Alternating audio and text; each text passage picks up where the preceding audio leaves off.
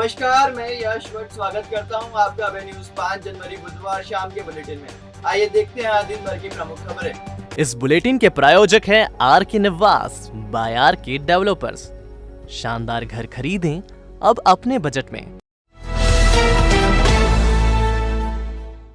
अगर आप शहर के प्रतिष्ठित विक्रमादित्य क्लॉथ मार्केट में कपड़ों की खरीदी करने जा रहे हैं तो थोड़ा सचेत हो जाइए, क्योंकि यहाँ के दुकानदार प्रतिष्ठित ब्रांड के नाम पर नकली कपड़ा बेच रहे हैं। रेमंड कंपनी के अधिकारियों ने मार्केट की 2 दुकान काकाड़ी ब्रदर्स और टेकचंद कलेक्शन पर दबिश देकर 39 थान कपड़ा जब्त किया है। इस कपड़े को रेमंड के नाम से कॉपी कर बेचा जा रहा था। दरअसल रेमंड ब्रांड की अधिकृत एजेंसी मास एंड वेलिएंट की मुंबई शाखा को विक्रमादित्य क्लॉथ मार्केट में उनके ब्रांड की कॉपी वाला कपड़ा मिलने की शिकायत मिली थी। इसकी सूचना कंपनी के प्रोपराइटर मनोज पई और फील्ड ऑफिसर आकिब मेमन ने एसपी को दी और उन्होंने कोतवाली पुलिस को कार्रवाई के लिए ताकीद किया। पुलिस के साथ पहुंचे अफसर ने टेकचंद कलेक्शन और काकाड़ी ब्रदर्स पर दबिश दी तो रेमंड का कॉपी कपड़ा बिकता मिला। काकाड़ी ब्रदर्स का संचालन क्लॉथ मार्केट के निवासी राकेश काकाड़ी करते हैं, जबकि टेकचंद कलेक्शन का पराग सोलंकी। दोनों के यहां से फैब्रिक के 39 थान बरामद किए गए। दोनों व्यापारियों के खिलाफ मुकदमा दर्ज किया गया है। पुलिस एवं कंपनी अधिकारियों की कार्रवाई से क्लॉथ मार्केट में हड़कंप मच गया। हाल ये रहा कि अन्य व्यापारी भी अपना सामान अंदर करते नजर आए। हम बॉम्बे से आए behalf of Raymond. We are authorised by Raymond. और company name is mass and median agencies. I am a field officer of mass and median agency. मामला ये था कि हमें जानकारी प्राप्त हुई थी मुंबई में कि उज्जैन में वीडी मार्केट के अंदर कुछ दुकानदार है जो रेमंड नाम का फर्जी कपड़ा बेच रहे हैं, तो उनके ऊपर कार्रवाई करने के लिए हम उज्जैन आए थे। दुर्लभ कश्यप गैंग के सदस्य ने इंस्टाग्राम पर पुलिस को चुनौती दी है। इंस्टाग्राम पर अंकित बना MP09 आईडी से 10,000 के इनामी बदमाश कुणाल बिलोदिया उर्फ डोरेमोन को पकड़ने की चुनौती दी गई है। कुणाल ने 30 दिसंबर को खाक चौक पर एक युवक पर जानलेवा हमला किया था। उस पर सोमवार को ही पुलिस ने 10,000 का इनाम घोषित किया है। इसके बाद अंकित बना MP09 आईडी से @कुणाल बिलोदिया लिखकर पकड़ सको तो पकड़ लो फरार स्टेटस डाला है। अंकित बना आईडी पर युवक ने खुद के हथियार के साथ वाले फोटो अपलोड कर रखे हैं। सीने पर भी दुर्लभ कश्यप का फोटो गुदा स्टेटस अपलोड किया है। बता दें कि करीब 2 साल पहले दुर्लभ कश्यप गैंग वॉर में मारा जा चुका है। इसके बाद भी उसकी गैंग के सदस्य समय समय पर आतंक फैलाने के लिए सोशल मीडिया का सहारा लेते रहते हैं। पुलिस उसके साथियों को पकड़कर जेल भेजती रहती है, लेकिन कुछ ही दिनों बाद नया मामला सामने आ जाता है। स्मैक तस्कर कांड, 5 में से 3 को छोड़ने का रचा जा रहा षड्यंत्र। 4 जने। वो बाकी का क्या हुआ? बाकी को थाने में से छोड़ दिया पैसे लेके। और तेरे को? एक ही साथ पकड़ाए चर्सियों पर पुलिस अलग अलग बना रही केस। 5 में से सिर्फ 2 पर ही केस दर्ज। आखिर किसे बचाना चाहती है पुलिस? नीलगंगा थाना पुलिस द्वारा स्मैक तस्करों पर की जा रही कार्रवाई कई संगीन सवाल खड़े कर रही है। स्मैक और चरस जैसे गंभीर अपराध में पकड़ाए आरोपियों को पुलिस द्वारा बचाने का रवैया न केवल उज्जैन पुलिस की कार्यशैली पर प्रश्न चिन्ह लगा रहा है, बल्कि आम जन के जहन में भी पुलिस की साख गिरा रहा है। अभय न्यूज ने जब पड़ताल की तो कई चौंकाने वाले तथ्य सामने आए, जिन्हें देखकर आप भी आसानी से समझ जाएंगे कि आखिर पूरे मामले में पुलिस की मंशा क्या है। 5 दिन पहले नीलगंगा पुलिस ने जंतर मंतर रोड स्थित कचरा कलेक्शन सेंटर के पास खड़ी क्रेटा कार क्रमांक MP09 CV 4599 से बड़ी मात्रा में स्मैक और तस्करों को पकड़ा था। कार में उज्जैन के केडी गेट का रहने वाला स्मैक तस्कर साहिल, पीपली नाका का रहने वाला विक्की मीणा, इंदौर निवासी नीलेश, विशाल और बंटी थे। नीलगंगा पुलिस ने इनसे पूछताछ शुरू की। इसमें पुलिस का फोकस कार्रवाई से ज्यादा सेटिंग पर था। सेटिंग का ऑडियो सामने आने के बाद एसपी सत्येंद्र कुमार शुक्ल ने नीलगंगा थाने के प्रधान आरक्षक अशोक पांडे और आरक्षक योगेश शर्मा को लाइन हाजिर कर दिया। मामले में गाज गिरती देख पुलिस ने आनन फानन में मंगलवार सुबह तस्कर साहिल पर प्रकरण दर्ज कर जेल भेज दिया, लेकिन अन्य आरोपियों पर कोई कार्रवाई नहीं की। अभय न्यूज ने 4 जनवरी शाम के बुलेटिन में मामले को लेकर सवाल खड़े किए। और अन्य आरोपियों को छोड़ने की आशंका जताई तो पुलिस ने बुधवार सुबह एनडीपीएस एक्ट के तहत आरोपी विक्की मीणा को एक अलग केस में आरोपी बना दिया। इसमें घटना स्थल नीलगंगा कब्रिस्तान बताया गया और इसमें 12 ग्राम स्मैक की जब्ती बताई गई। इसी मामले से जुड़े 3 और अन्य आरोपी अभी भी थाने में ही हैं। इनकी क्रेटा कार आपको स्क्रीन पर दिखाई दे रही है। अस्पताल में मेडिकल के लिए आया आरोपी विक्की मीणा ये चीख कर बोल रहा है कि वह 3 लोगों के साथ स्मैक की डिलीवरी साहिल को देने कार से उज्जैन आया था। पुलिस ने उसे गिरफ्तार किया लेकिन केवल 2 पर ही केस दर्ज किया है। आप खुद सुन लीजिए आरोपी की कहानी उसी की जुबानी। 4 जने थे, 4 जने क्या करने आए थे? इसमें लेने आए थे 4 जने। वो बाकी का क्या हुआ? बाकी को थाने में से छोड़ दिया पैसे लेके। और तेरे को? मेरे पे केस बना दिया। मेरे पैसे नहीं थे, मैं गरीब आदमी हूँ। क्या नाम है? नाम क्या तेरा? विक्की मीणा। कहाँ पे रहता? पिपली ना के तिलके कॉलोनी। क्रेटा में तू भी था? हाँ मैं भी था। कहाँ से आए थे? इंदौर से आए थे लेने? इंदौर से। बाकी 3 को छोड़ दिया? बाकी 3 को अभी रखा है, पैसे लेके उनको छोड़ देंगे। मेरे पे इकल्ले पे केस बना दिया। आरोपी विक्की की बात को अगर दरकिनार भी कर दिया जाए तो अभय न्यूज ने मंगलवार को ही तीनों आरोपियों को बचाने के नाम पर 5 लाख की सेटिंग किए जाने का खुलासा कर दिया था। अब सवाल यह है कि अगर पुलिस ने 5 आरोपियों को एक साथ पकड़ा था तो इन पर अलग अलग केस क्यों बनाए जा रहे हैं, और अगर बाकी बचे 3 संदिग्ध नीलेश, विशाल और बंटी निर्दोष हैं तो फिर 5 दिन से इन्हें थाने में क्यों रखा गया है। यहाँ ये बात भी समझ से परे है कि आरोपी जब चीख कर अपने साथियों के नाम बता रहा है तो पुलिस उन्हें बचाने में क्यों लगी है। आपको ये भी बता दें कि थाने में खड़ी क्रेटा कार 3 संदिग्धों में से एक नीलेश के नाम पर है। वह नैनोदा का रहने वाला है। बचे हुए 2 संदिग्ध इंदौर के गांधीनगर के हैं। यहाँ यह भी गौर करने वाली बात है कि सेटिंग का ऑडियो सामने आने के बाद सीएसपी विनोद मीणा की रिपोर्ट पर ही एसपी शुक्ल ने दोनों प्रधान आरक्षक और आरक्षक को वायरलेस सेट पर निलंबित किए जाने का आदेश जारी किया था, जिसे बाद में संशोधित करते हुए लाइन अटैच किया गया।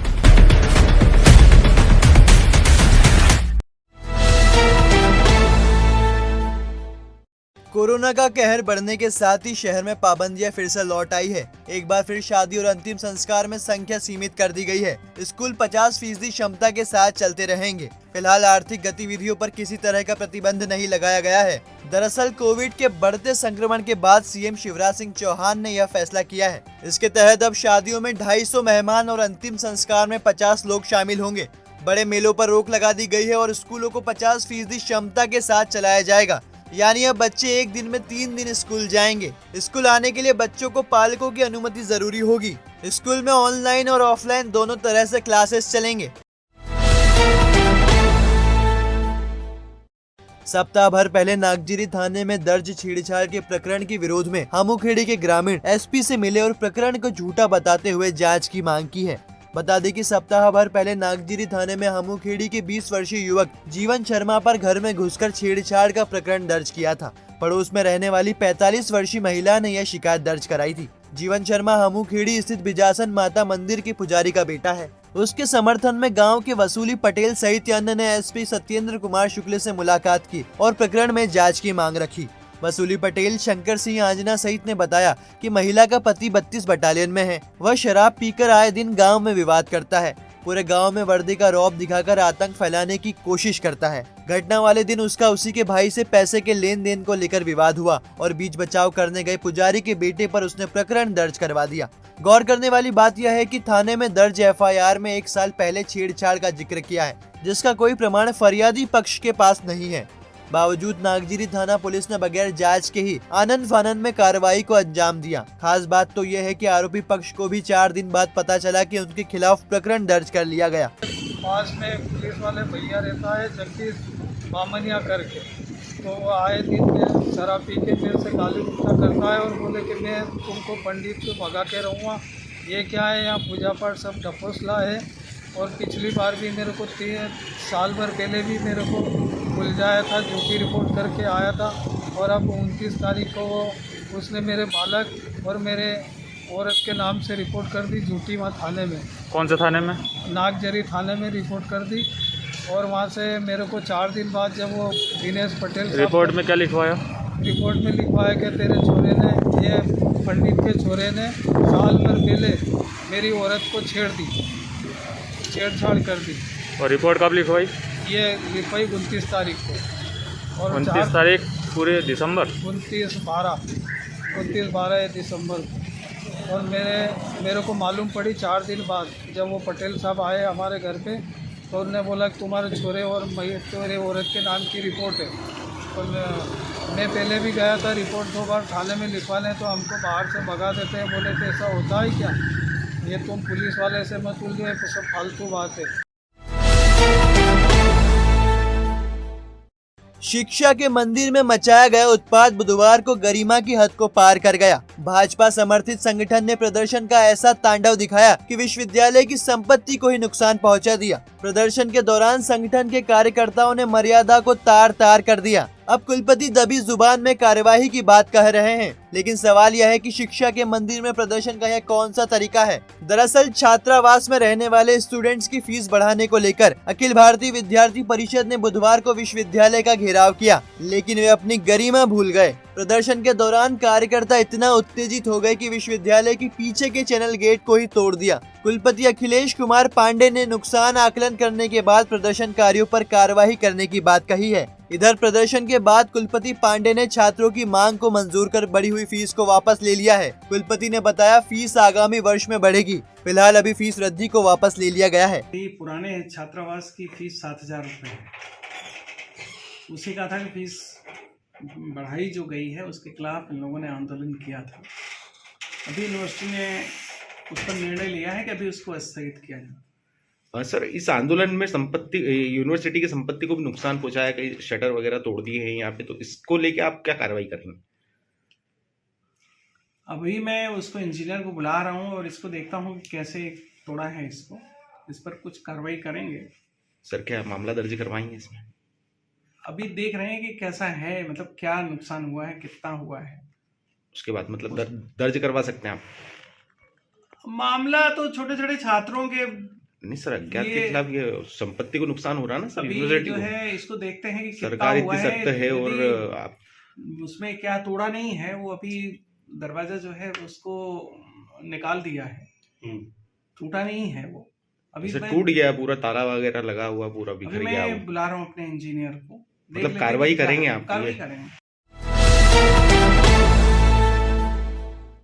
20,000 की रिश्वत लेते धराया तराना जनपद के सीईओ केपी राज सिंह के बारे में कई चौंकाने वाले तथ्य सामने आए हैं। बताया जा रहा है कि सीईओ बगैर रिश्वत ले कलम नहीं उठाता था। यही नहीं, रिश्वत नहीं मिलने पर वह सरपंच और सचिव को ऑफिस तलब करता और घंटों बैठा कर रखता। जिस मामले में सीईओ ट्रैप हुआ है, उस काम की वह रिश्वत पहले ही ले चुका था। इस बार तो वह काम की स्वीकृति के लिए दोबारा से रिश्वत मांग रहा था। बता दें कि बुधवार दोपहर ईओडब्ल्यू डीएसपी संजीव पाठक ने तराना सीईओ केपी राज सिंह को 20,000 की रिश्वत लेते हुए रंगे हाथों गिरफ्तार किया है। तराना जनपद की बेलरी ग्राम पंचायत का सरपंच गांव में सीसी रोड निर्माण सहित शमशान पर नाद एवं टंकी निर्माण की स्वीकृति के लिए 2 महीने से चक्कर लगा रहा था।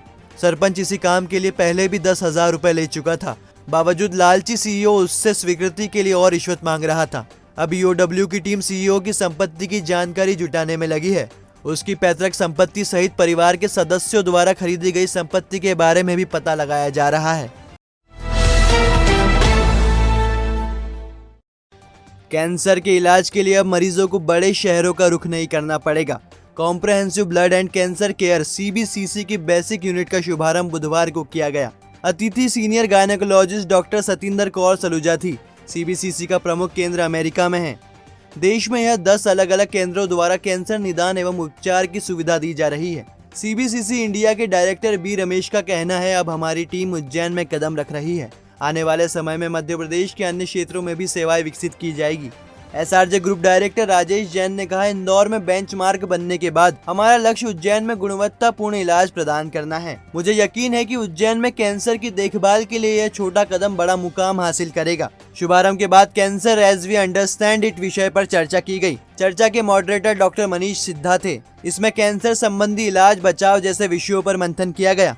कैंसर का ये एक सैटेलाइट सेंटर होगा जहां सभी तरह के कैंसर विशेषज्ञ, इंदौर से रोज एक न एक विशेषज्ञता का स्पेशलिस्ट यहाँ रहेगा और जो बेसिक कीमोथेरेपी या मेडिकल ट्रीटमेंट होगा वो यहीं दिया जा सकेगा, डायग्नोसिस यहीं की जा सकेगी। कोई विशेष उपचार के लिए आवश्यक होगा तो बीच बीच में इंदौर आके किया जा सकेगा। हम लोग एनविसाज किए हैं सीबीसीसी के साइड से तो इंदौर में हमारे पास पूरा फुल फ्लेजेड कैंसर सेंटर है। यहाँ पर जो हम चालू कर रहे हैं वो अभी एक बेसिक यूनिट चालू कर रहे हैं, जिसमें इंदौर जाने वाले बहुत सारे उज्जैन और उज्जैन के आजू बाजू के एरिया के पेशेंट यहाँ आके अपनी जांच, अपना परामर्श ये सब कर पाएंगे। नेक्स्ट फेज़ जब हम लोग करेंगे जो 6 महीने के अंदर होगा, वहाँ पर हम लोग पूरा सर्जिकल सेटअप ICU के साथ चालू करेंगे, जहाँ पर जटिल से जटिल सारी सर्जरियाँ हम लोग कर पाएंगे।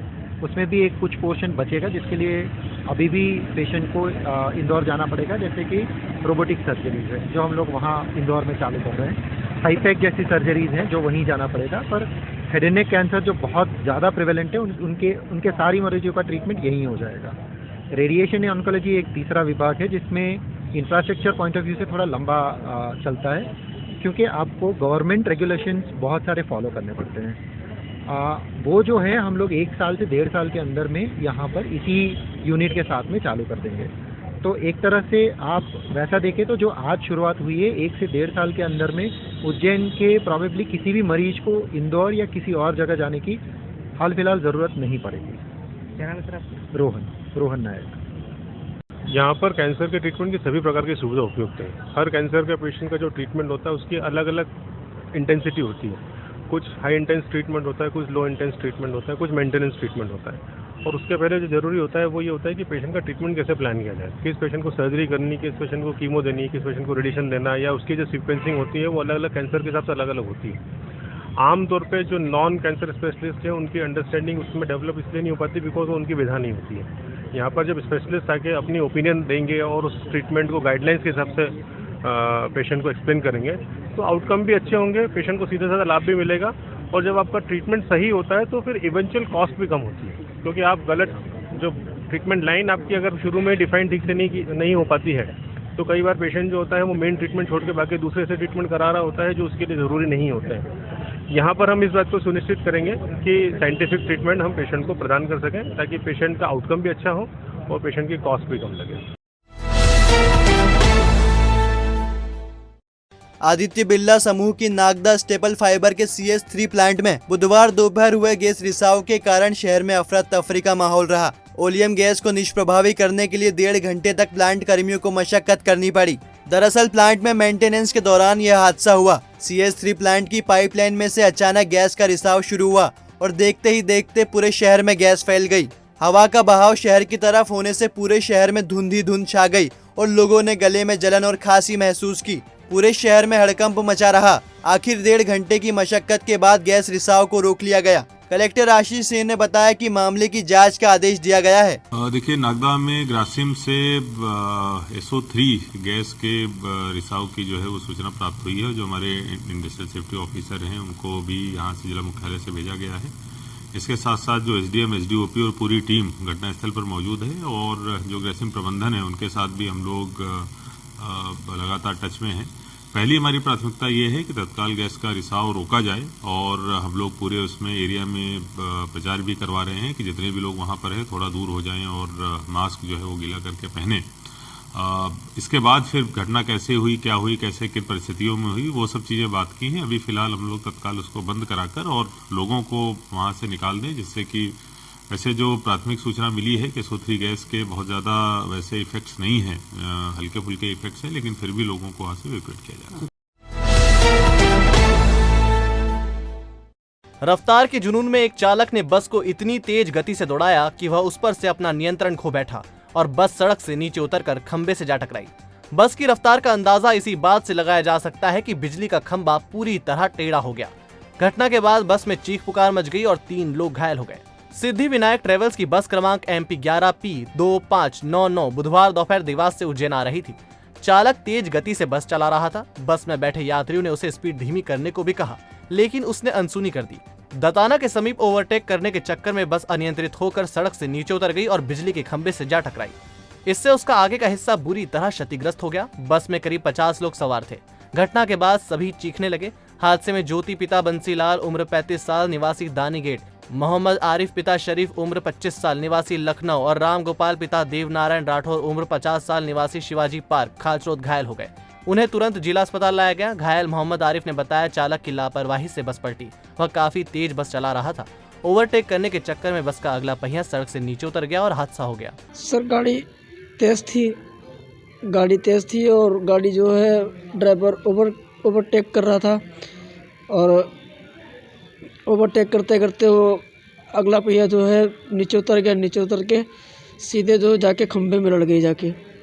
लगभग सवारी होती 50-60 के करीब में होती सवारी। सर कहाँ से आ रही थी, बस कहाँ जा रही? 12 जनवरी को जिला प्रशासन और रोजगार कार्यालय का रोजगार मेला हाट बाजार मेला परिसर में लगाया जाएगा। इसमें निजी नियोजक शामिल होंगे। दूध के भाव बढ़ाने को लेकर जन सुनवाई में आवेदन दिया गया। कलेक्टर ने इस संबंध में कार्रवाई का आदेश दिया है। टोल कांटों की जांच करके नापतोल विभाग ने 28,800 रुपए कमाए हैं। सरकारी हायर सेकेंडरी स्कूल में अभिभावक और शिक्षकों की मीटिंग 8 जनवरी को आयोजित की जाएगी। डेंडिया ग्राम पंचायत का चयन आनंद ग्राम के तौर पर किया गया है। अब राज्य आनंदम संस्थान की सारी गतिविधि पंचायत में हो सकेगी।